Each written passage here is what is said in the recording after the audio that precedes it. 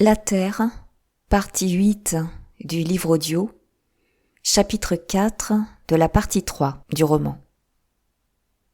Le grand soleil d'août montait dès 5 heures à l'horizon, et la Beauce déroulait ses blés mûrs sous le ciel de flammes. Depuis les dernières averses de l'été, la nappe verte, toujours grandissante, avait peu à peu jauni. C'était maintenant une mer blonde, incendiée, qui semblait refléter le flamboiement de l'air. Une mer roulant sa houle de feu au moindre souffle. Rien que du blé, sans qu'on aperçût ni une maison, ni un arbre. L'infini du blé. Parfois, dans la chaleur, un calme de plomb endormait les épis, une odeur de fécondité fumait et s'exhalait de la terre. Les couches s'achevaient.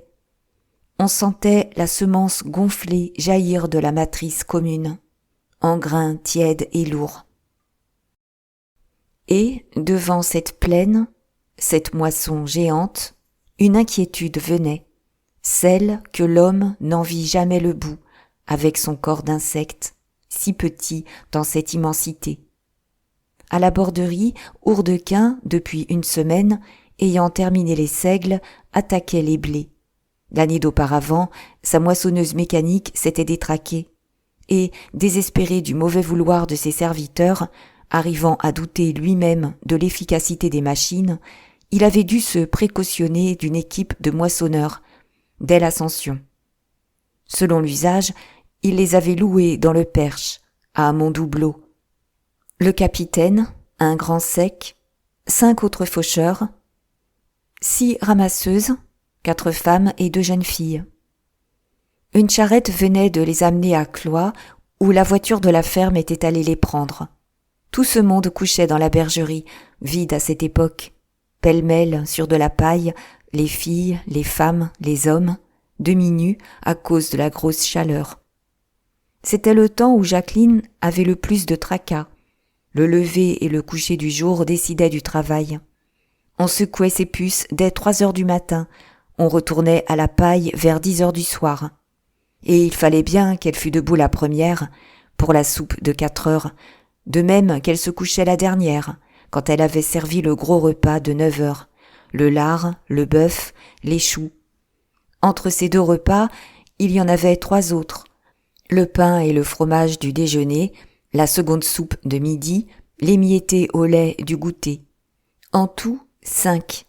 Des repas copieux, arrosés de cidre et de vin, car les moissonneurs, qui travaillent dur, sont exigeants. Mais elle riait, comme fouettée. Elle avait des muscles d'acier dans sa souplesse de chatte. Et cette résistance à la fatigue était d'autant plus surprenante qu'elle tuait alors d'amour tronc cette grande brute de vacher dont la chair tendre de colosse lui donnait des fringales. Elle en avait fait son chien. Elle l'emmenait dans les granges, dans le fenil, dans la bergerie, maintenant que le berger, dont elle craignait l'espionnage, couchait dehors, avec ses moutons. C'était, la nuit surtout, des ripailles de mâle, dont elle sortait élastique et fine, bourdonnante d'activité. Hourdequin ne voyait rien, ne savait rien.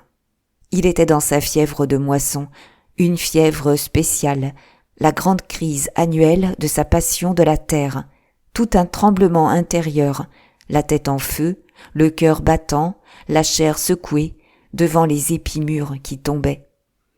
Les nuits étaient si brûlantes cette année-là que Jean, parfois, ne pouvait les passer dans la soupente où il couchait près de l'écurie.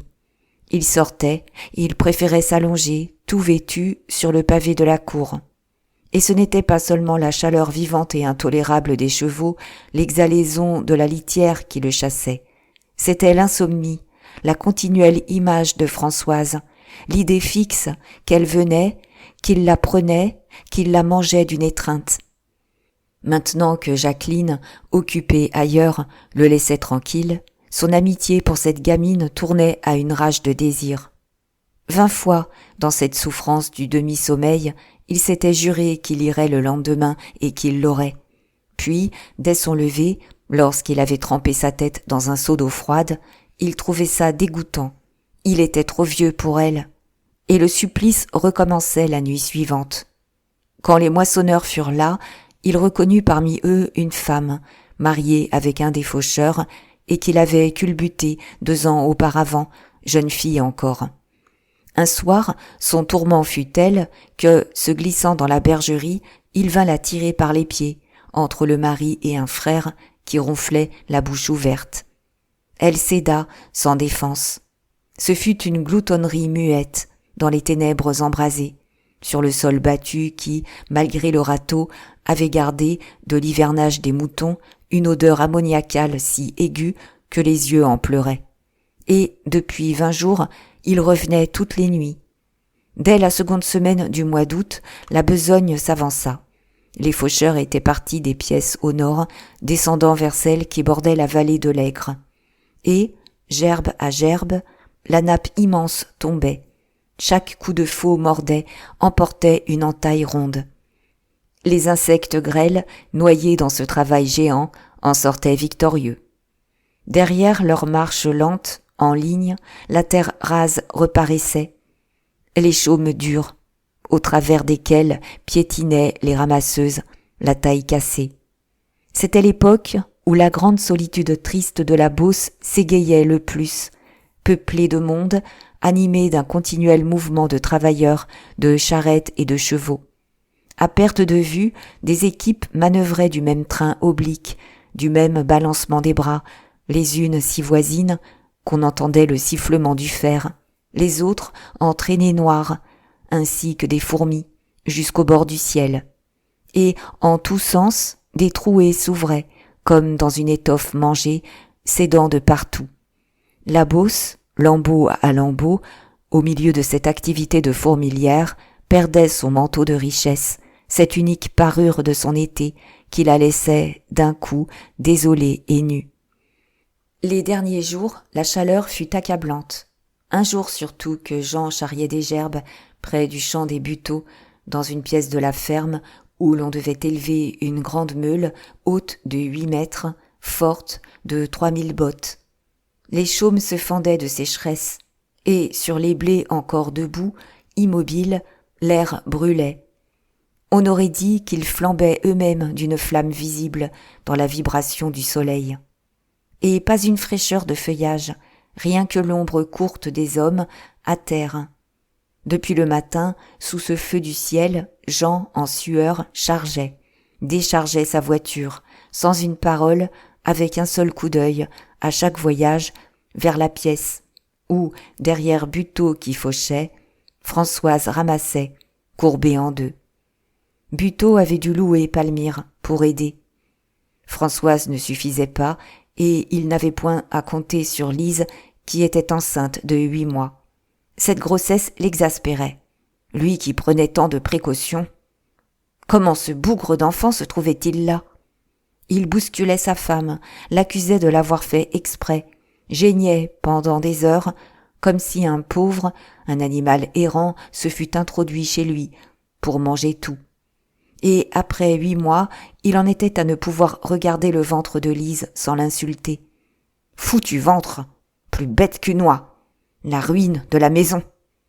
Le matin, elle était venue ramasser, mais il l'avait renvoyée, furieux de sa lourdeur maladroite. Elle devait revenir et apporter le goûter de 4 heures. « Nom de Dieu !» dit Buteau, qui s'entêtait à finir un bout du champ. « J'ai le dos cuit, et ma langue est un vrai copeau. » Il se redressa, les pieds nus dans de gros souliers, vêtu seulement d'une chemise et d'une cotte de toile, la chemise ouverte à moitié hors de la cotte, laissant voir jusqu'au nombril les poils suants de la poitrine. « Faut que je boive encore !» Et il alla prendre sous sa veste 1 litre de cidre qu'il avait abrité là. Puis, quand il eut avalé 2 gorgées de cette boisson tiède, il songea à la petite. « Tu n'as pas soif ?» « Si. » Françoise prit la bouteille, but longuement, sans dégoût, et, tandis qu'elle se renversait, les reins pliés, la gorge tendue, crevant l'étoffe mince, il la regarda. Elle aussi ruisselait, dans sa robe d'indienne à moitié défaite, le corsage dégrafé du haut, montrant la chair blanche. Sous le mouchoir bleu dont elle avait couvert sa tête et sa nuque, ses yeux semblaient très grands, au milieu de son visage muet, ardent de chaleur. Sans ajouter une parole, il se remit à la besogne, roulant sur ses hanches, abattant l'andain à chaque coup de faux dans le grincement du fer qui cadençait sa marche. Et elle, de nouveau ployée, le suivait, la main droite armée de sa faucille, dont elle se servait pour ramasser parmi les chardons sa brassée d'épis, qu'elle posait ensuite en javel, régulièrement, tous les 3 pas. Quand il se relevait, le temps de s'essuyer le front d'un revers de main, et qu'il la voyait trop en arrière, les fesses hautes, la tête au ras du sol, dans cette posture de femelle qui s'offre, sa langue paraissait se sécher davantage. Il criait d'une voix rauque. « Feignante! Faudrait voir à ne pas enfiler des pertes !» Palmyre, dans le champ voisin, où depuis 3 jours la paille des javels avait séché, était en train de lier des gerbes. Et, elle, il ne la surveillait pas, car, ce qui ne se fait guère, il l'avait mise au sang de gerbes, sous le prétexte qu'elle n'était plus forte, trop vieille déjà, usée, et qu'il serait en perte s'il lui donnait 30 sous, comme aux femmes jeunes. Même elle avait dû le supplier. Il ne s'était décidé à la prendre qu'en la volant de l'air résigné d'un chrétien qui consent à une bonne œuvre. La misérable soulevait 3, 4 javels, tant que ses bras maigres pouvaient en contenir. Puis, avec un lien tout près, elle nouait sa gerbe fortement. Ce liage, cette besogne si dure que les hommes d'habitude se réservent, l'épuisait, la poitrine écrasée des continuelles charges, les bras cassés d'avoir à étreindre de telles masses et de tirer sur les liens de paille. Elle avait apporté le matin une bouteille qu'elle allait remplir, d'heure en heure, à une mare voisine, croupie et empestée, buvant goulûment malgré la diarrhée qui l'achevait depuis les chaleurs, dans le délabrement de son continuel excès de travail. Mais le bleu du ciel avait pâli, d'une pâleur de voûte chauffée à blanc, et, du soleil attisé, il tombait des braises. C'était, après le déjeuner, l'heure lourde, accablante de la sieste. Déjà, Delhomme et son équipe, occupés, près de là, à mettre des gerbes en ruche, 4 en bas, 1 en haut, pour le toit, avaient disparu, tous couchés au fond de quelques plis de terrain. Un instant encore, on aperçut debout le vieux Fouan qui vivait chez son gendre depuis 15 jours qu'il avait vendu sa maison. Mais, à son tour, il dut s'étendre. On ne le vit plus.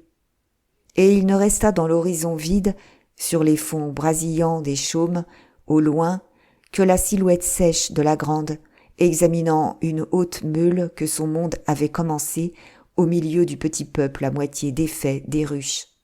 Elle semblait un arbre durci par l'âge, n'ayant plus rien à craindre du soleil, toute droite, sans une goutte de sueur, terrible et indignée contre ces gens qui dormaient. « Oh, zut, j'ai la peau qui pète !» dit Buteau. Et, se tournant vers Françoise, « Dormons, hein ?» Il chercha du regard un peu d'ombre, n'en trouva pas. Le soleil, d'aplomb, tapait partout, sans qu'un buisson fût là pour les abriter. Enfin, il remarqua qu'au bout du champ, dans une sorte de petit fossé, le blé encore debout projetait une raie brune. « Hé, Palmyre !» cria-t-il. « Fais-tu comme nous ?» Elle était à 50 pas. Elle répondit d'une voix éteinte, qui arrivait pareille à un souffle. « Non, non, pas le temps !»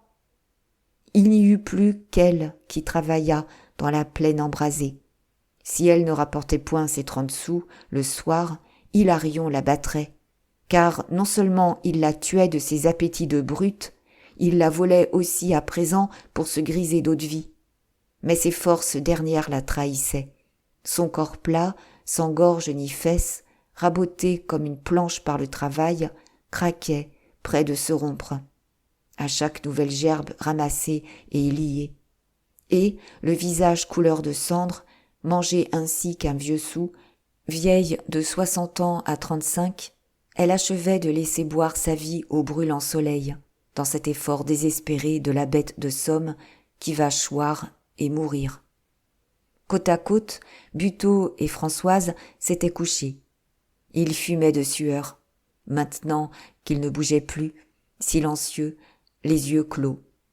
Tout de suite, un sommeil de plomb les accabla. Ils dormirent 1 heure. Et la sueur ne cessait pas, coulait de leurs membres sous cet air immobile et pesant de fournaise. Lorsque Françoise rouvrit les yeux, elle vit Buteau tourné sur le flanc qui la regardait d'un regard jaune. Elle referma les paupières, finit de se rendormir. Sans qu'il lui eût encore rien dit, elle sentait bien qu'il voulait d'elle, depuis qu'il l'avait vue pousser et qu'elle était une vraie femme. Cette idée la bouleversait. Oserait-il, le cochon, que toutes les nuits elle entendait s'en donner avec sa sœur? Jamais ce rude hennissant de cheval ne l'avait irritée à ce point. Oserait-il? Et elle l'attendait, le désirant sans le savoir, décidée, s'il la touchait, à l'étrangler. Brusquement, comme elle serrait les yeux, Buteau l'empoigna. « Cochon, cochon !» bégaya-t-elle en le repoussant. Lui ricanait d'un air fou, répétait tout bas. « Bête, laisse-toi faire. Je te dis qu'il dorme, personne ne regarde. » À ce moment, la tête blême et agonisante de Palmyre apparut au-dessus des blés, se tournant au bruit. Mais elle ne comptait pas, celle-là, pas plus qu'une vache qui aurait allongé son mufle. Et, en effet, elle se remit à ses gerbes, indifférente. On entendit de nouveau le craquement de ses reins à chaque effort. « Bête, goûte-y donc, Lise n'en saura rien. » Au nom de sa sœur, Françoise qui faiblissait, vaincue, se raidit davantage. Et, dès lors, elle ne céda pas, tapant des 2 poings, ruant de ses 2 jambes nues, qu'il avait déjà découvertes jusqu'aux hanches. Est-ce qu'elle voulait les restes d'une autre? « Va donc avec ma sœur, cochon! Crève-la, si ça l'amuse! Fais-lui un enfant tous les soirs !» Buteau, sous les coups, commençait à se fâcher, grondait, croyait qu'elle avait seulement peur des suites. « Foutue bête, quand je te jure que je m'ôterai, que je ne t'en ferai pas d'enfant !» D'un coup de pied, elle l'atteignit au bas-ventre, et il dut la lâcher. Il la poussa si brutalement qu'elle étouffa un cri de douleur. Il était temps que le jeu finît, car Buteau, lorsqu'il se mit debout, aperçut Lise qui revenait, apportant le goûter. Il marcha à sa rencontre, la retint pour permettre à Françoise de rabattre ses jupes. L'idée qu'elle allait tout dire lui donnait le regret de ne pas l'avoir assommée d'un coup de talon. Mais elle ne parla pas. Elle se contenta de s'asseoir au milieu des javelles, l'air têtu et insolent. Et, comme il recommençait à faucher, elle resta là, oisive, en princesse. « Quoi donc ?» lui demanda Lise, allongée aussi, lasse de sa course. « Tu ne travailles pas ?»« Non, ça m'embête, » répondit-elle rageusement. Alors Buteau, n'osant la secouer, tomba sur sa femme. Qu'est-ce qu'elle foutait encore là, étendue comme une truie, à chauffer son ventre au soleil? Ah, quelque chose de propre, une fameuse courge à faire mûrir. Elle s'égaya de ce mot, ayant gardé sa gaieté de grasse commère. C'était peut-être bien vrai que ça le mûrissait, que ça le poussait, le petiot. Et, sous le ciel de flammes, elle arrondissait ce ventre énorme, qui semblait la bosse d'un germe, soulevé de la terre féconde. Mais lui ne riait pas. Il la fit se redresser brutalement, il voulut qu'elle essayât de l'aider. Gênée par cette masse qui lui tombait sur les cuisses, elle dut s'agenouiller. Elle ramassa les épis d'un mouvement oblique, soufflante et monstrueuse, le ventre déplacé, rejeté dans le flanc droit. « Puisque tu ne fiches rien, dit-il à sa sœur, rentre au moins à la maison, tu feras la soupe. » Françoise, sans une parole, s'éloigna. Dans la chaleur encore étouffante, la Beauce avait repris son activité. Les petits points noirs des équipes reparaissaient, grouillant à l'infini. Delhomme achevait ses ruches avec ses 2 serviteurs, tandis que la grande regardait monter sa meule, appuyée sur sa canne, toute prête à l'envoyer par la figure des paresseux. Fouan alla y donner un coup d'œil, revint s'absorber devant la besogne de son gendre. erra ensuite de son pas alourdi de vieillard qui se souvient et qui regrette. Et Françoise, la tête bourdonnante, mal remise de la secousse, suivait le chemin neuf, lorsqu'une voix l'appela. « Par ici, viens donc !» C'était Jean à demi caché derrière les gerbes, que, depuis le matin, il charriait des pièces voisines. Il venait de décharger sa voiture. Les 2 chevaux attendaient, immobiles au soleil. On ne devait se mettre à la grande meule que le lendemain, et il avait simplement fait des tas, 3 sortes de murs entre lesquels se trouvait comme une chambre, un trou de paille profond et discret. « Viens donc, c'est moi !» Machinalement, Françoise obéit à cet appel. Elle n'eut pas même la méfiance de regarder en arrière. Si elle s'était tournée, elle aurait aperçu Buteau qui se haussait, surpris de lui voir quitter la route. Jean plaisanta d'abord. « Tu es bien fière que tu passes sans dire bonjour aux amis. »« Dame, répondit-elle, tu te caches, on ne te voit pas ?» Alors il se plaignit du mauvais accueil qu'on lui faisait maintenant chez les Buteau. Mais elle n'avait pas la tête à cela, elle se taisait, elle ne lâchait que des paroles brèves. D'elle-même, elle s'était laissée tomber sur la paille, au fond du trou, comme brisée de fatigue. Une seule chose l'emplissait, était restée dans sa chair, matérielle, aiguë. L'attaque de cet homme au bord du champ, là-bas. Ses mains chaudes, dont elle se sentait encore l'étau aux cuisses, son odeur qui la suivait, son approche de mal qu'elle attendait toujours, l'haleine coupée, dans une angoisse de désir combattu. Elle fermait les yeux, elle suffoquait. Jean alors ne parla plus. À la voir ainsi, renversée, s'abandonnant, le sang de ses veines battait à grands coups. Il n'avait point calculé cette rencontre. Il résistait, dans son idée que ce serait mal d'abuser de cet enfant. Mais le bruit de son cœur l'étourdissait. Il l'avait tant désiré. Et l'image de la possession l'affolait, comme dans ses nuits de fièvre. Il se coucha près d'elle. Il se contenta d'abord de sa main, puis de ses 2 mains, qu'il serrait à les broyer, en n'osant même les porter à sa bouche. Elle ne les retirait pas. Elle rouvrit ses yeux vagues, aux paupières lourdes. Elle le regarda sans un sourire, sans une honte, la face nerveusement allongée. Et ce fut ce regard muet, presque douloureux, qui le rendit tout d'un coup brutal. Il se rua sous les jupes, l'empoigna aux cuisses, comme l'autre. « Non, non, balbutia-t-elle, je t'en prie, c'est sale. » Mais elle ne se défendit point. Elle n'eut qu'un cri de douleur. Il lui semblait que le sol fuyait sous elle.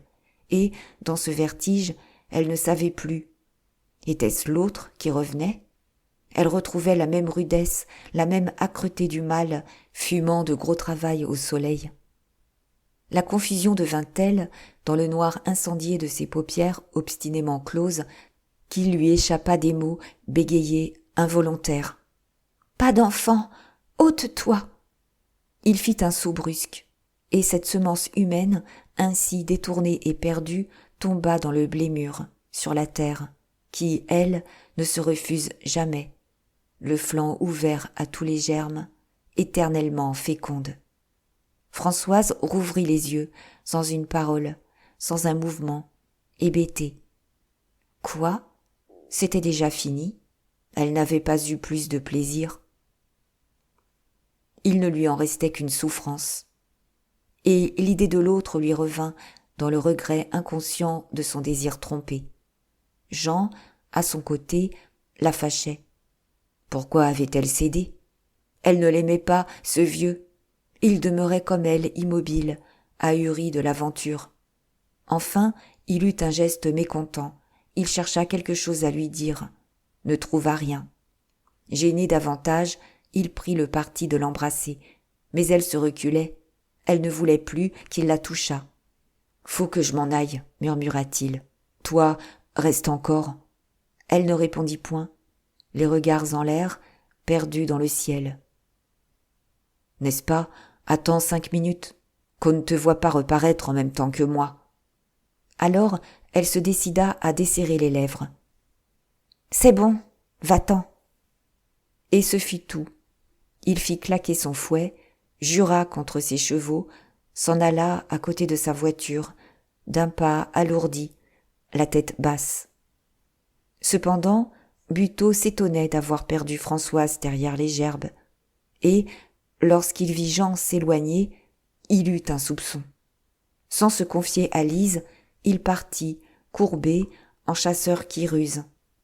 Puis, d'un élan, il tomba au beau milieu de la paille, au fond du trou. Françoise n'avait point bougé, dans la torpeur qui l'engourdissait, ses yeux vagues toujours en l'air, ses jambes restées nues. Il n'y avait pas à nier. Elle ne l'essaya pas. « Ah, garce, ah, salope, c'est avec ce gueux que tu couches et tu me flanques des coups de pied dans le ventre, à moi ? Nom de Dieu, nous allons bien voir. » Il la tenait déjà. Elle lut clairement sur sa face congestionnée qu'il voulait profiter de l'occasion. Pourquoi pas lui, maintenant, puisque l'autre venait d'y passer. Dès qu'elle sentit de nouveau la brûlure de ses mains, elle fut reprise de sa révolte première. Il était là, et elle ne le regrettait plus. Elle ne le voulait plus, sans avoir elle-même conscience des sautes de sa volonté, dans une protestation rancunière et jalouse de tout son être. « Veux-tu me laisser, cochon ? Je te mords !» Une seconde fois, il dut y renoncer. Mais il bégayait de fureur, enragé de ce plaisir qu'on avait pris sans lui. « Ah, je m'en doutais que vous fricassiez ensemble.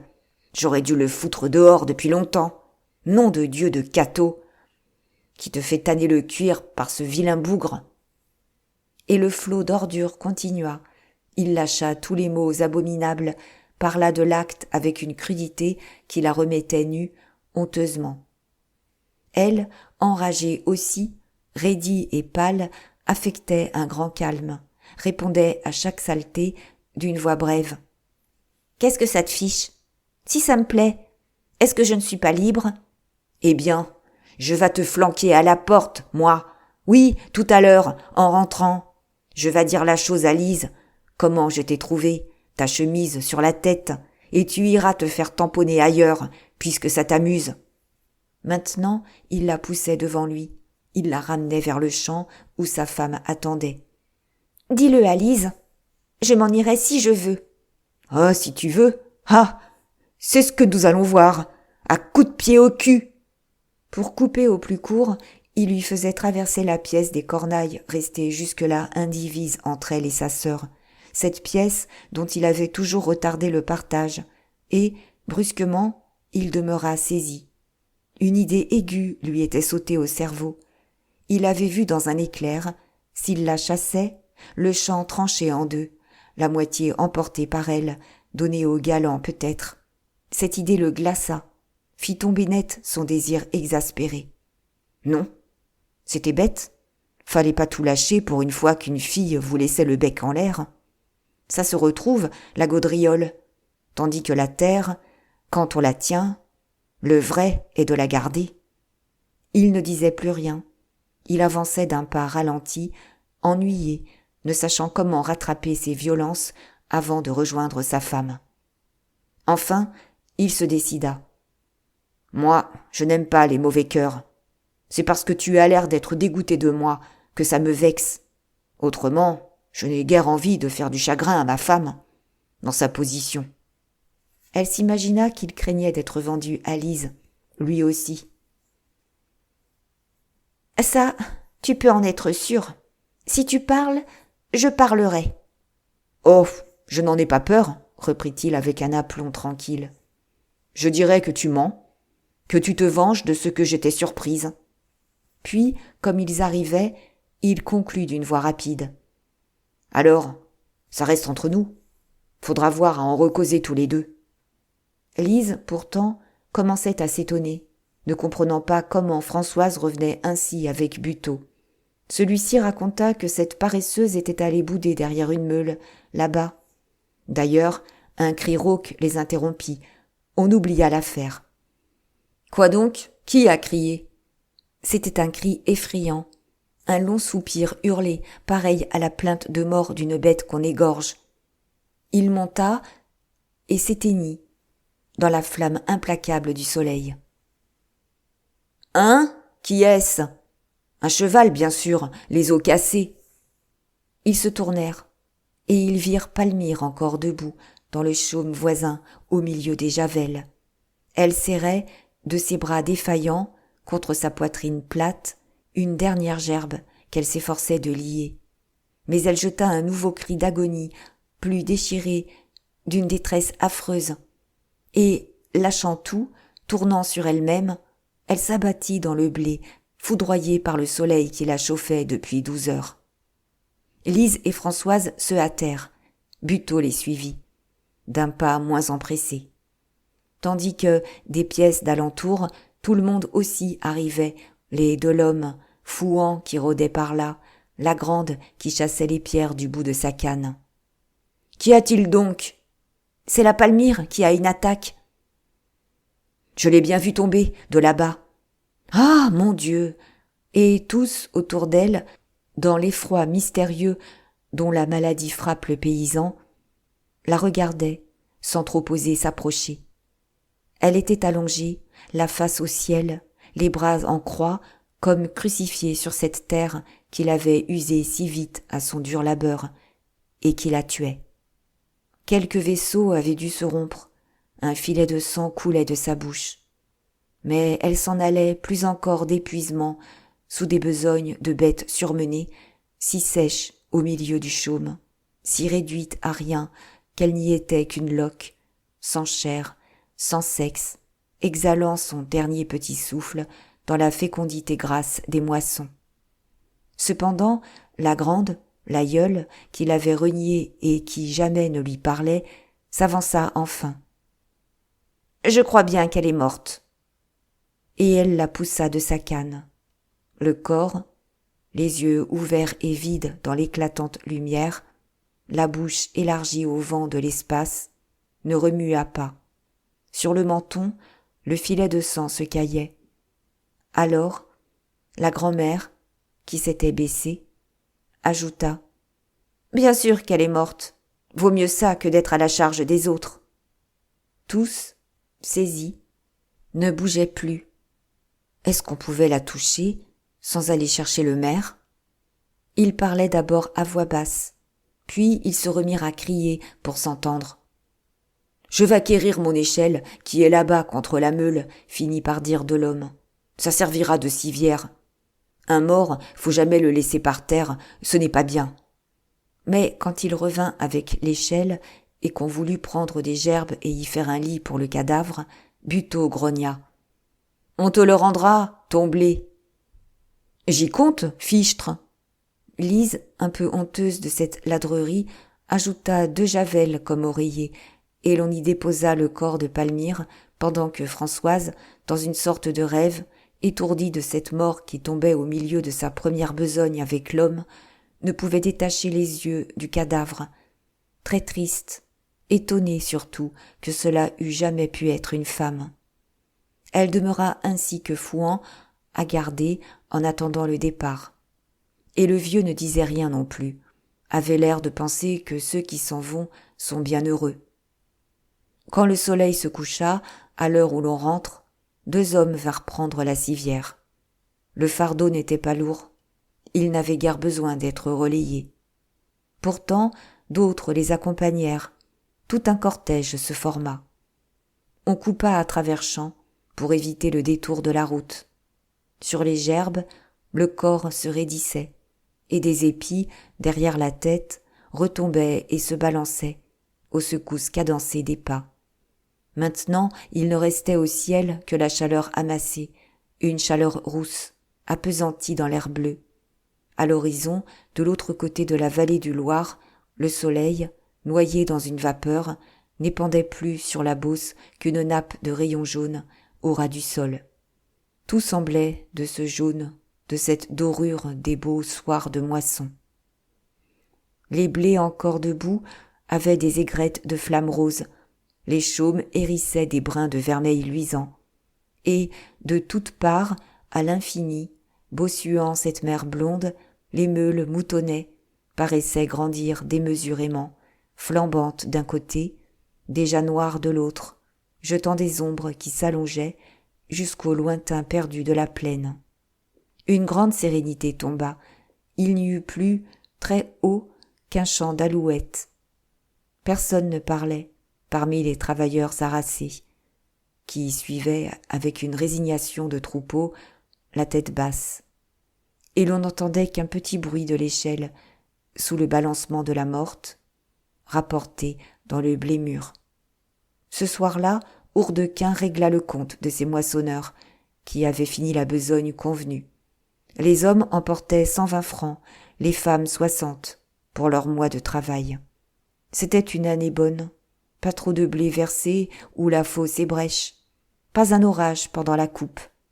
Aussi fut-ce au milieu de grands cris que le capitaine, accompagné de son équipe, présenta la gerbe, la croix d'épis tressée, à Jacqueline, qu'on traitait en maîtresse de la maison. Et la ripane, le repas d'adieu traditionnel, fut très gai. On mangea 3 gigots et 5 lapins, on trinqua si tard que tous se couchèrent en ribote. Jacqueline, grise elle-même, faillit se faire prendre par Hourdequin au coup de tronc. Étourdi, Jean était allé se jeter sur la paille de sa soupente. Malgré sa fatigue, il ne dormit point. L'image de Françoise était revenue et le tourmentait. Cela lui causait de la surprise, presque de la colère, car il avait eu si peu de plaisir avec cette fille, après tant de nuits passées à la vouloir. Depuis, il se sentait tout vide. Il aurait bien juré qu'il ne recommencerait pas. Et voilà qu'à peine couché, il la revoyait se dresser. Il la désirait encore, dans une rage d'évocation charnelle.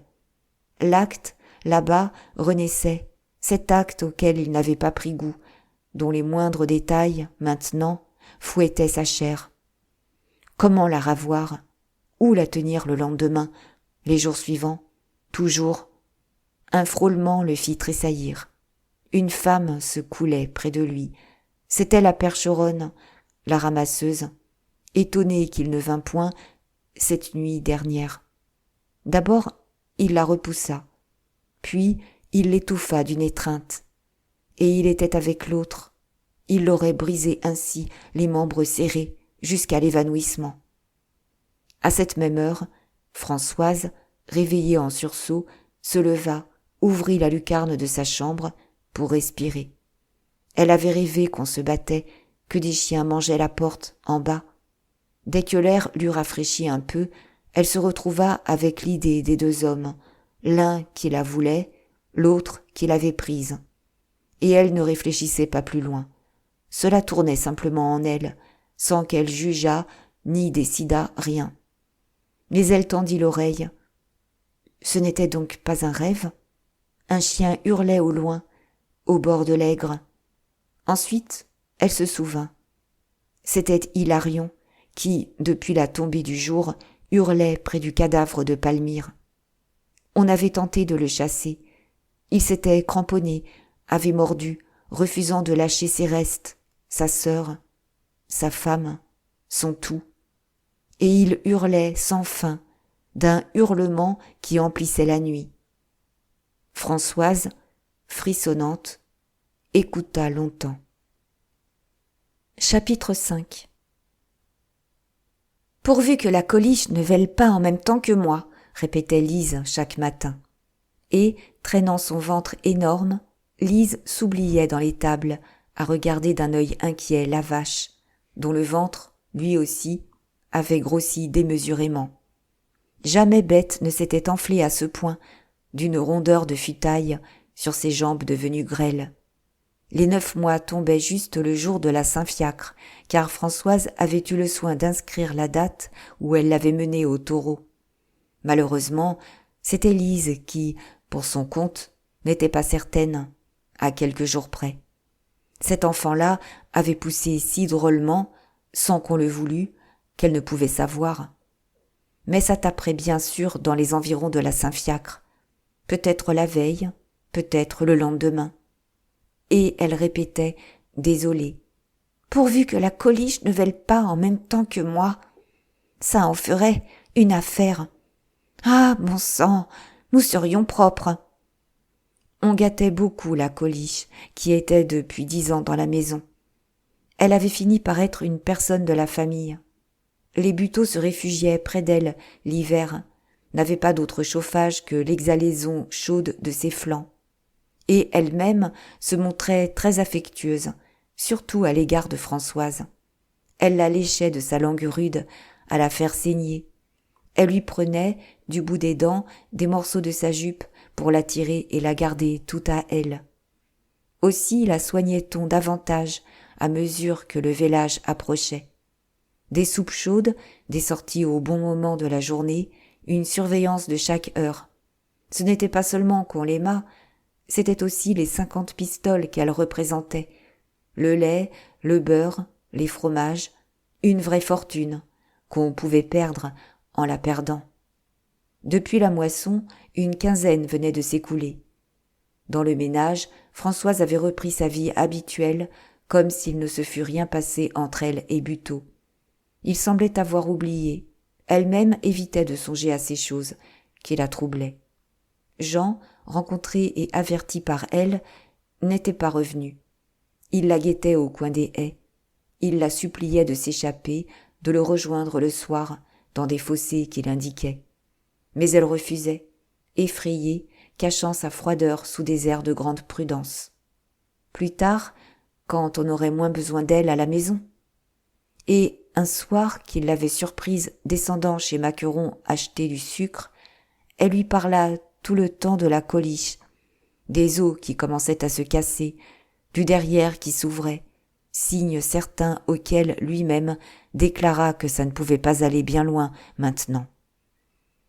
Et voilà que, juste la veille de la Saint-Fiacre, Lise, le soir, après le dîner, fut prise de grosses coliques, au moment où elle était dans l'étable avec sa sœur, à regarder la vache, qui, les cuisses écartées par l'enflure de son ventre, souffrait, elle aussi, en meuglant doucement. « Quand je le disais !» cria-t-elle, furieuse. « Ah, nous sommes propres !» Pliée en deux, tenant à plein bras son ventre à elle, le brutalisant pour le punir, elle récriminait, elle lui parlait. Est-ce qu'il n'allait pas lui foutre la paix ? Il pouvait bien attendre. C'était comme des mouches qui la piquaient au flanc, et les coliques lui partaient des reins pour lui descendre jusque dans les genoux. Elle refusait de se mettre au lit, elle piétinait en répétant qu'elle voulait faire rentrer ça. Vers 10 heures, lorsqu'on eut couché le petit Jules, Buteau, ennuyé de voir que rien n'arrivait, décidé à dormir, laissa Lise et Françoise s'entêter dans l'étable autour de la coliche, dont les souffrances grandissaient. Toutes deux commençaient à être inquiètes. Ça ne marchait guère, bien que le travail, du côté des eaux, parût fini. Le passage y était, pourquoi le veau ne sortait-il pas ? Elle flattait la bête, l'encourageait, lui apportait des friandises, du sucre, que celle-ci refusait, la tête basse, la croupe agitée de secousses profondes. À minuit, Lise, qui jusque-là s'était tordue, se trouva brusquement soulagée. Ce n'était encore, pour elle, qu'une fausse alerte, des douleurs errantes. Mais elle fut persuadée qu'elle avait rentré ça comme elle aurait réprimé un besoin. Et, la nuit entière, elle et sa sœur veillèrent la coliche, la soignant, faisant chauffer des torchons qu'elle lui appliquait brûlants sur la peau, tandis que l'autre vache, Rougette, la dernière achetée au marché de Cloyes, étonnée de cette chandelle qui brûlait, les suivait de ses gros yeux bleuâtres, ensommeillés. Au soleil levant, Françoise, voyant qu'il n'y avait toujours rien, se décida à courir chercher leur voisine, la Frima. Celle-ci était réputée pour ses connaissances. Elle avait aidé tant de vaches qu'on recourait volontiers à elle dans les cas difficiles, afin de s'éviter la visite du vétérinaire.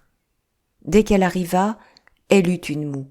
« Elle n'a pas bon air, » murmura-t-elle. « Depuis quand est-elle comme ça ?»« Mais depuis 12 heures. » La vieille femme continua de tourner derrière la bête, mit son nez partout, avec de petits hochements de menton, des mines maussades qui effrayaient les deux autres.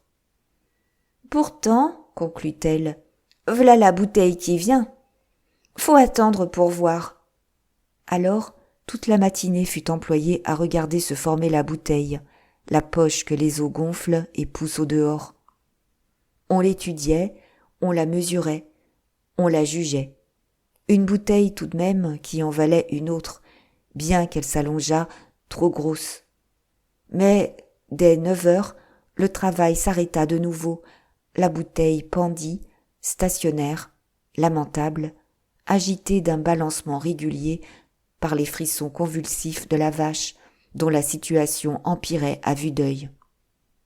Lorsque Buteau rentra des champs pour déjeuner, il prit peur à son tour. Il parla d'aller chercher Patoire, tout en frémissant à l'idée de l'argent que ça coûterait. « Un vétérinaire !» dit aigrement la Frimat. « Pour qu'il te la tue, hein ?» Celle au père saucisse lui a bien claqué sous le nez. « Non, vois-tu, tu vas crever la bouteille, et je l'irai chercher, moi, ton veau. » « Mais, fit remarquer Françoise, Monsieur Patoire défend de la crever. Il dit que ça aide, l'eau dont elle est pleine. » La Frimat eut un haussement d'épaules exaspéré. Un bel âne, Patoire. Et, d'un coup de ciseau, elle fendit la poche. Les eaux ruisselèrent avec un bruit d'écluse. Tous s'écartèrent, trop tard, éclaboussés. Un instant, la Coliche souffla plus à l'aise. La vieille femme triompha. Elle avait frotté sa main droite de beurre, elle l'introduisit, tâcha d'aller reconnaître la position du veau. Et elle fouillait là-dedans, sans hâte. Lise et Françoise la regardaient faire, les paupières battantes d'anxiété. Buteau, lui-même, qui n'était pas retourné au champ, attendait, immobile et ne respirant plus.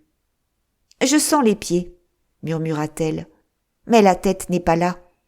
Ce n'est guère bon, quand on ne trouve pas la tête. » Elle dut ôter sa main.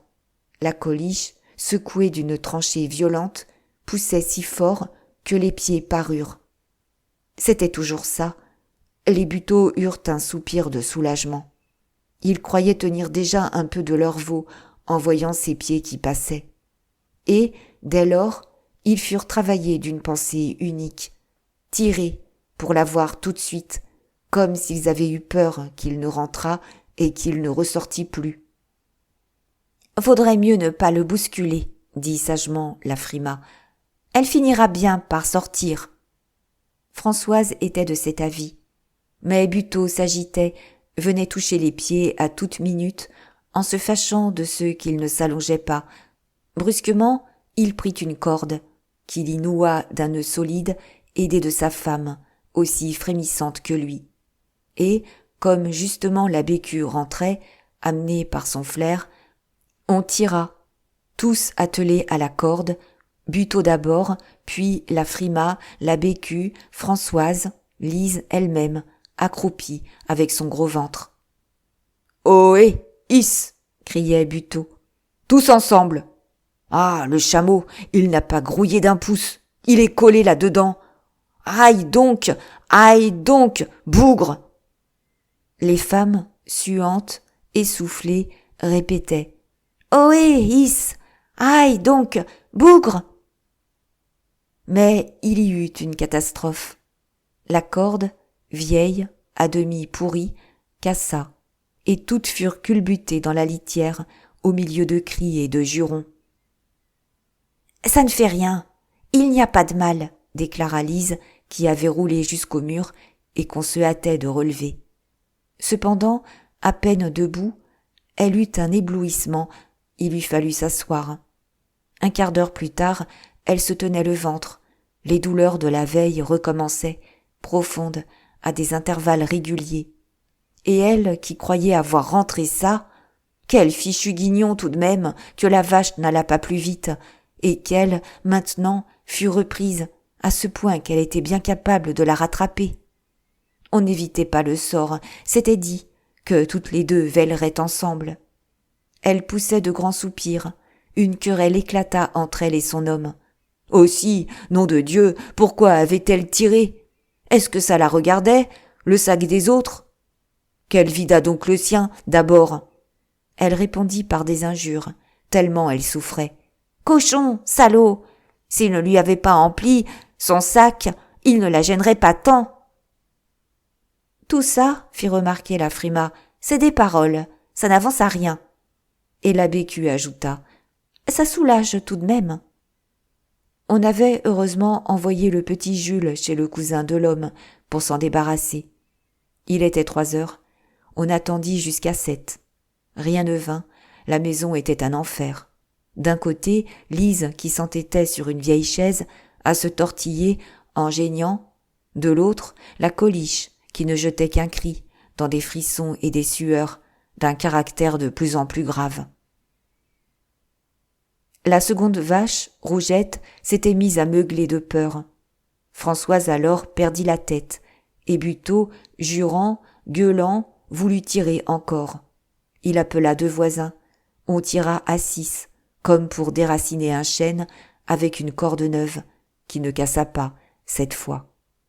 Mais la Coliche, ébranlée, tomba sur le flanc et resta dans la paille, allongée, soufflante, pitoyable.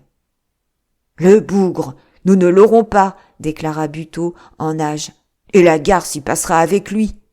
Françoise joignit les mains, suppliante. « Oh, va chercher monsieur Patoire, ça coûtera ce que ça coûtera, va chercher monsieur Patoire. » Il était devenu sombre. Après un dernier combat, sans répondre un mot, il sortit la carriole. La Frima, qui affectait de ne plus s'occuper de la vache depuis qu'on reparlait du vétérinaire, s'inquiétait maintenant de Lise. Elle était bonne aussi pour les accouchements. Toutes les voisines lui passaient par les mains. Et elle semblait soucieuse. Elle ne cachait point ses craintes à la Bécu, qui rappela Buteau en train d'atteler. « Écoutez, elle souffre beaucoup, votre femme. Si vous rameniez aussi un médecin ?» Il demeura muet, les yeux arrondis. « Quoi donc ? Encore une qui voulait se faire dorloter ? Bien sûr qu'il ne payerait pas pour tout le monde. »« Mais non, cria Lise entre 2 coliques. « Ça ira toujours, moi.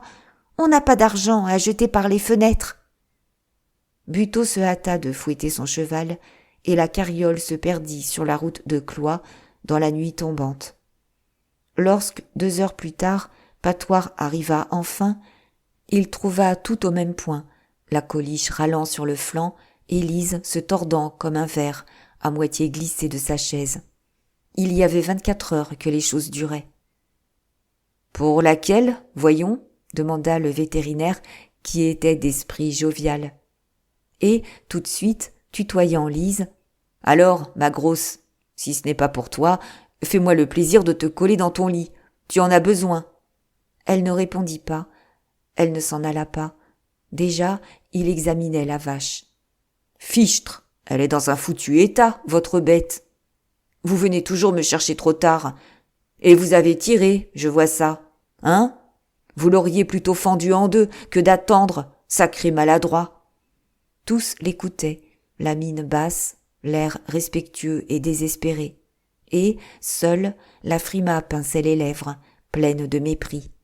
Lui, ôtant son paletot, retroussant ses manches, rentrait les pieds, après les avoir noués d'une ficelle pour les ravoir. Puis il plongea la main droite. « Pardi, reprit-il au bout d'un instant, c'est bien ce que je pensais. La tête se trouve repliée à gauche. Vous auriez pu tirer jusqu'à demain, jamais il ne serait sorti. Et, vous savez, mes enfants, il est fichu, votre veau. Je n'ai pas envie de me couper les doigts à ces quenottes pour le retourner. D'ailleurs, je ne l'aurai pas davantage, et j'abîmerai la mère. » Françoise éclata en sanglots. « Monsieur Patoire, je vous en prie, sauvez notre vache, cette pauvre Coliche qui m'aime. » Et Lise, qu'une tranchée verdissait, et Buteau, bien portant, si dur au mal des autres, se lamentait, s'attendrissait dans la même supplication. « Sauvez notre vache, notre vieille vache qui nous donne de si bons laits depuis des années et des années. Sauvez-la, monsieur Patoire. »« Mais entendons-nous bien, je vas être forcé de découper le veau. »« Ah, le veau, on s'en fout du veau. Sauvez notre vache, monsieur Patoire, sauvez-la. » Alors le vétérinaire, qui avait apporté un grand tablier bleu, se fit prêter un pantalon de toile. Et, s'étant mis tout nu dans un coin, derrière la rougette, il enfila simplement le pantalon, puis attacha le tablier à ses reins. Quand il reparut, avec sa bonne face de dogue, Gros et court dans ce costume léger, la Coliche souleva la tête, s'arrêta de se plaindre, étonnée sans doute. Mais personne n'eut un sourire, tellement l'attente serrait les cœurs. « Allumez des chandelles !» Il en fit planter 4 par terre, et il s'allongea sur le ventre, dans la paille, derrière la vache, qui ne pouvait plus se lever. Un instant, il resta aplati, le nez entre les cuisses de la bête. Ensuite, il se décida à tirer sur la ficelle pour ramener les pieds, qu'il examina attentivement. Près de lui, il avait posé une petite boîte longue et il se redressait sur un coude, il en sortait un bistouri, lorsqu'un gémissement rauque l'étonna et le fit s'asseoir. « Comment, ma grosse, tu es encore là ? Aussi, je me disais, ce n'est pas la vache. » C'était Lise, prise des grandes douleurs, qui poussait, les flancs arrachés. « Mais, nom de Dieu, va donc faire ton affaire chez toi. Laisse-moi faire la mienne ici. Ça me dérange. Ça me tape sur les nerfs. Parole d'honneur. De t'entendre pousser derrière moi. Voyons, est-ce qu'il y a du bon sens ? Emmenez-la, vous autres. » La Frima et la Bécu se décidèrent à prendre chacune Lise sous un bras et à la conduire dans sa chambre. Elle s'abandonnait, elle n'avait plus la force de résister. Mais, en traversant la cuisine, où brûlait une chandelle solitaire, elle exigea pourtant qu'on laissât toutes les portes ouvertes, dans l'idée qu'elle serait ainsi moins loin. Déjà, la Frima avait préparé le lit de misère, selon l'usage des campagnes. Un simple drap jeté au milieu de la pièce, sur une botte de paille, et 3 chaises renversées. Lise s'accroupit, s'écartela, adossée à une des chaises, la jambe droite contre la seconde, la gauche contre la 3e. Elle ne s'était pas même déshabillée, ses pieds s'arc-boutaient dans leurs savates, ses bas bleus montaient à ses genoux, et sa jupe rejetée sur sa gorge découvrait son ventre monstrueux, ses cuisses grasses, très blanches, si élargies qu'on lui voyait jusqu'au cœur. Dans l'étable, Buteau et Françoise étaient restés pour éclairer Patoire, tous les deux assis sur leurs talons, approchant chacun une chandelle, tandis que le vétérinaire, allongé de nouveau, pratiquait au bistouri une section autour du jarret de gauche. Il décolla la peau, tira sur l'épaule, qui se dépouilla et s'arracha. Mais Françoise, pâlissante, défaillante, laissa tomber sa chandelle et s'enfuit en criant « Ma pauvre vieille Coliche, je ne veux pas voir ça, je ne veux pas voir ça !» Patoire s'emporta, d'autant plus qu'il dut se relever pour éteindre un commencement d'incendie, déterminé dans la paille par la chute de la chandelle. « Nom de Dieu de gamine, ça vous a des nerfs de princesse, elle nous fumerait comme des jambons !» Toujours courant, Françoise était allée se jeter sur une chaise, dans la pièce où accouchait sa sœur, dont l'écartement béant ne l'émotionna pas, comme s'il se fût agi d'une chose naturelle et ordinaire, après ce qu'elle venait de voir. D'un geste, elle chassait cette vision de chair découpée toute vive, et elle raconta en bégayant ce qu'on faisait à la vache. « Ça ne peut pas marcher, faut que j'y retourne, » dit soudain Lise, qui, malgré ses douleurs, se souleva pour quitter ses 3 chaises. Mais déjà, la Frima et la Bécu, se fâchant, la maintenaient en place. « Ah ça, voulez-vous bien rester tranquille ? Qu'est-ce que vous avez donc dans le corps ?» Et la Frima ajouta « Bon, voilà que vous crevez la bouteille, vous aussi. » En effet, les os étaient partis d'un jet brusque, que la paille, sous le drap, but tout de suite, et les derniers efforts de l'expulsion commencèrent.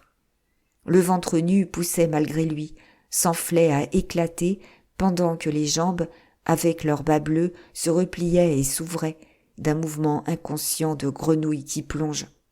« Voyons, » reprit la Bécu, « pour vous tranquilliser, j'y vas aller, moi, et je vous donnerai des nouvelles. » Dès lors, elle ne fit que courir de la chambre à l'étable. Même, pour s'épargner du chemin, elle finit par crier les nouvelles du milieu de la cuisine. Le vétérinaire continuait son dépeçage, dans la litière trempée de sang et de glaire, une pénible et sale besogne, dont il sortait abominable, souillé de haut en bas. Ça va bien, Lise, criait la Bécu. Poussez sans regret. Nous avons l'autre épaule. Et maintenant, c'est la tête qu'on arrache. Il la tient, la tête. Oh, une tête. Et c'est fini, de ce coup. Le corps est venu d'un paquet. Lise accueillait chaque phrase de l'opération d'un soupir déchirant. Et l'on ne savait si elle souffrait pour elle ou pour le veau. Mais brusquement, Buteau apporta la tête, voulant la lui montrer. Ce fut une exclamation générale. « Oh, le beau veau !» Elle, sans cesser le travail, poussant plus rude, les muscles tendus, les cuisses gonflées, parut prise d'un inconsolable désespoir. « Mon Dieu, est-ce malheureux ! Oh, le beau veau, mon Dieu, est-ce malheureux, un si beau veau, un veau si beau, qu'on n'en a jamais vu de si beau !» Françoise également se lamentait, et les regrets de tous devinrent si agressifs, si pleins de sous-entendus hostiles, que Patoire s'en blessa. Il accourut, il s'arrêta pourtant à la porte, par décence. « Dites donc, je vous avais averti. Vous m'avez supplié de sauver votre vache. C'est que je vous connais, mes bougres. Faut pas aller raconter partout que je vous ai tué votre veau, hein ?» « bien sûr, murmura Buteau, en retournant dans l'étable avec lui. Tout de même, c'est vous qui l'avez coupé. Par terre, Lise, entre ses trois chaises, était parcourue d'une houle qui lui descendait des flancs, sous la peau, pour aboutir, au fond des cuisses, en un élargissement continu des chairs. Et Françoise, qui jusque-là n'avait pas vu, dans sa désolation, demeura tout d'un coup stupéfaite, debout devant sa sœur, dont la nudité lui apparaissait en raccourci, rien que les angles relevés des genoux, à droite et à gauche, de la boule du ventre, que creusait une cavité ronde. Cela était si inattendu, si défiguré, si énorme, qu'elle n'en fut pas gênée. Jamais elle ne se serait imaginé une chose pareille, le trou bâillant d'un tonneau défoncé, la lucarne grande ouverte du fenil, par où l'on jetait le foin, et qu'un lierre touffu hérissait de noir. Puis, quand elle remarqua qu'une autre boule, plus petite, la tête de l'enfant, sortait et rentrait à chaque effort dans un perpétuel jeu de cache-cache, elle fut prise d'une si violente envie de rire qu'elle dut tousser pour qu'on ne la soupçonnât pas d'avoir mauvais cœur. « Un peu de patience encore, » déclara la Frimat. « Ça va y être. » Elle s'était agenouillée entre les jambes, guettant l'enfant, prête à le recevoir. Mais il faisait des façons, comme disait la Bécu. Même, un moment, il s'en alla, on put le croire rentré chez lui. Alors seulement, Françoise s'arracha à la fascination de cette gueule de four braquée sur elle, et un embarras la saisit aussitôt. Elle vint prendre la main de sa sœur, s'apitoyant depuis qu'elle détournait les yeux. « Ma pauvre Lise, va, t'as de la peine. »« oh oui, et personne ne me plaint. Si l'on me plaignait, oh là là, ça recommence, il ne sortira donc pas. » Ça pouvait durer longtemps, lorsque des exclamations vinrent de l'étable. C'était Patoire, qui, étonné de voir la Coliche s'agiter et meugler encore, avait soupçonné la présence d'un second veau. Et, en effet, replongeant la main, il en avait tiré un, sans difficulté aucune cette fois, comme il aurait sorti un mouchoir de sa poche. Sa gaieté de gros homme farceur fut telle qu'il oublia la décence, au point de courir dans la chambre de l'accouchée, portant le veau, suivi de Buteau qui plaisantait aussi. « Hein, ma grosse, t'en voulais un ?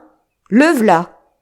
Et il était à crever de rire, tout nu dans son tablier, les bras, le visage, le corps entier barbouillé de fiente, avec son veau mouillé encore, qui semblait ivre, la tête trop lourde et étonnée. Au milieu de l'acclamation générale, Lise, à le voir, fut prise d'un accès de fou rire, irrésistible, interminable. « Oh, qu'il est drôle! Oh, que c'est bête de me faire rire comme ça! Oh là là, que je souffre! Ça me fend! Non, ne me faites donc plus rire! Je vas y rester! » Les rires ronflaient au fond de sa poitrine grasse, descendaient dans son ventre, où ils poussaient d'un souffle de tempête. Elle en était ballonnée, et la tête de l'enfant avait repris son jeu de pompe, comme un boulet près de partir. Mais ce fut le comble, lorsque le vétérinaire, ayant posé le veau devant lui, voulut essuyer d'un revers de main la sueur qui lui coulait du front. Il se balafra d'une large traînée de bouse. Tous se tordirent. L'accouchée suffoqua, pouffa avec des cris aigus de poule qui pond. « Je meurs, finissez, foutu rigolo qui me fait rire à claquer dans ma peau. Ah mon Dieu, ça crève !» Le trou béant s'arrondit encore, à croire que la Frima, toujours à genoux, allait y disparaître. Et d'un coup, comme d'une femme canon, l'enfant sortit, tout rouge, avec ses extrémités détrempées et blêmes. On entendit simplement le glou-glou d'un goulot géant qui se vidait. Puis le petit miaula, tandis que la mère, secouée comme une outre dont la peau se dégonfle, riait plus fort. Ça criait d'un bout, ça riait de l'autre. Et Buteau se tapait sur les cuisses, la Bécusse tenait les côtes, Patoire éclatait en notes sonores, Françoise elle-même, dont sa sœur avait broyé la main dans sa dernière poussée, se soulageait enfin de son envie contenue, voyant toujours ça, une vraie cathédrale où le mari devait loger tout entier. « C'est une fille, déclara la Frima. « Non, non, fit Lise, je n'en veux pas, je veux un garçon. »« Alors, je la renfile, ma belle, et tu feras un garçon demain. » Les rires redoublèrent, on en fut malade. Puis, comme le veau était resté devant elle, l'accouchée, qui finissait par se calmer, eut cette parole de regret. « L'autre était si beau. Tout de même, ça nous en ferait 2. » Patoire s'en alla, après qu'on eut donné à la Coliche 3 litres de vin sucré. Dans la chambre, la Frima déshabilla et coucha Lise, tandis que la Bécu, aidée de Françoise, enlevait la paille et balayait. En 10 minutes, tout fut en ordre. On ne se serait pas douté qu'un accouchement venait d'avoir lieu, sans les miaulements continus de la petite qu'on lavait à l'eau tiède. Mais, emmaillotée, couchée dans son berceau, elle se tut peu à peu. Et la mère, anéantie maintenant, s'endormit d'un sommeil de plomb, la face congestionnée, presque noire, au milieu des gros draps de toile bise. Vers 11h, lorsque les 2 voisines furent parties, Françoise dit à Buteau qu'il ferait mieux de monter se reposer au fenil. Elle, pour la nuit, avait jeté par terre un matelas où elle comptait s'étendre, de façon à ne pas quitter sa sœur. Il ne répondit point, il acheva silencieusement sa pipe. Un grand calme s'était fait, on n'entendait que la respiration forte de Lise endormie. Puis, comme Françoise s'agenouillait sur son matelas au pied même du lit, dans un coin d'ombre, Buteau, toujours muet, vint brusquement la culbuter par derrière. Elle se retourna, comprit aussitôt à son visage contracté et rouge. Ça le reprenait. Il n'avait pas lâché son idée de la voir. Et il fallait croire que ça le travaillait rudement fort, tout d'un coup, pour qu'il voulût d'elle ainsi à côté de sa femme, après des choses qui n'étaient guère engageantes. Elle le repoussa, le renversa. Il y eut une lutte sourde, haletante. Lui ricanait, la voix étranglée. « Voyons, qu'est-ce que ça te fout ? Je suis bon pour vous 2. » Il la connaissait bien. Il savait qu'elle ne crierait pas. En effet, elle résistait sans une parole, trop fière pour appeler sa sœur, ne voulant mettre personne dans ses affaires, pas même celle-ci. Il l'étouffait, il était sur le point de la vaincre. « Ça irait si bien. Puisqu'on vit ensemble, on ne se quitterait pas. » Mais il retint un cri de douleur. Silencieusement, elle lui avait enfoncé les ongles dans le cou, et il s'enragea alors. Il fit allusion à Jean. « Si tu crois que tu l'épouseras, ton salaud, jamais, tant que tu ne seras pas majeur. » Cette fois, comme il la violentait, sous la jupe, à pleine main brutale, elle lui envoya un tel coup de pied entre les jambes qu'il hurla. D'un bond, il s'était remis debout, effrayé, regardant le lit. Sa femme dormait toujours, du même souffle tranquille. Il s'en alla pourtant, avec un geste de terrible menace. Lorsque Françoise se fut allongée sur le matelas, dans la grande paix de la chambre, elle demeura les yeux ouverts. Elle ne voulait point. Jamais elle ne le laisserait faire, même si elle en avait l'envie. Et elle s'étonnait. L'idée qu'elle pourrait épouser Jean ne lui était pas encore venue.